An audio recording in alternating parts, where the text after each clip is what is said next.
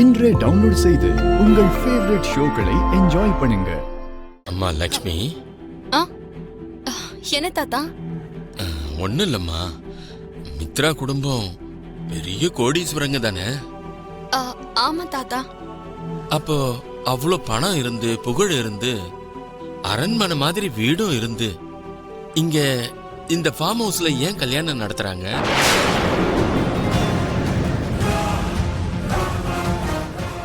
இப்படிப்பட்ட பிசினஸ் மேனுக்கெல்லாம் நிறைய தெரிஞ்சவங்க இருப்பாங்கல்ல, அதோட அவங்களுக்கும் ஒரே ஒரு பையன்தான். இப்படி பெருசா யாரையும் கூப்பிடாம கல்யாணம் பண்றாங்களா தாத்தா?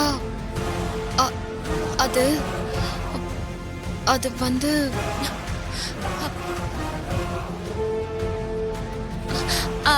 இதுல என்ன இருக்கு பிளேட்டா தாத்தா? இப்ப இருக்கக்கூடிய பணக்கார மக்கள் எல்லாம் வெளியில அவங்க குடும்ப விஷயத்தெல்லாம் காட்ட மாட்டாங்க. கல்யாணம் எல்லாம் ரொம்ப சிம்பிளாவே பண்ணி முடிச்சிடுறாங்க. ஆனா ரிசப்ஷன் எல்லாம் கிராண்டா பண்ணி முடிப்பாங்க. ஒருவேளை இவங்களுக்கு கூட அந்த மாதிரி ஏதாவது பிளான் இருக்கலாம். நமக்கு அதை பத்தி எதுவும் தெரியாதுல்ல தாத்தா? ஆமா தாத்தா, இவங்க என்னதான் பணக்காரங்களா இருந்தாலும் ரொம்ப சிம்பிளா இருப்பாங்க. அப்படி இருக்கிறதுனாலதான் அக்காவை அவங்க தேடி வந்து அவங்க வீட்டுக்கு மருமகளாக்கி இருக்காங்க. அண்ணி, என்ன சஞ்சு? பெரியமா உங்களை அர்ஜென்ட்டா வர சொன்னாங்க, வாங்க போலாம். தாத்தா, நானும் போயிட்டு வந்துடுறேன்.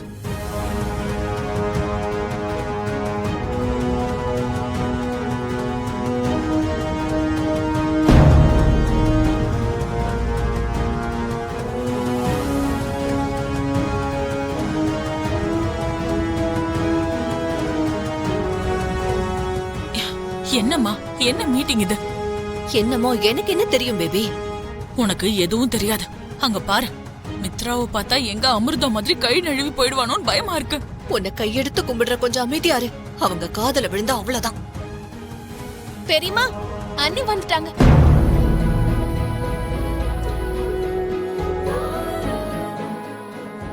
மித்ரா,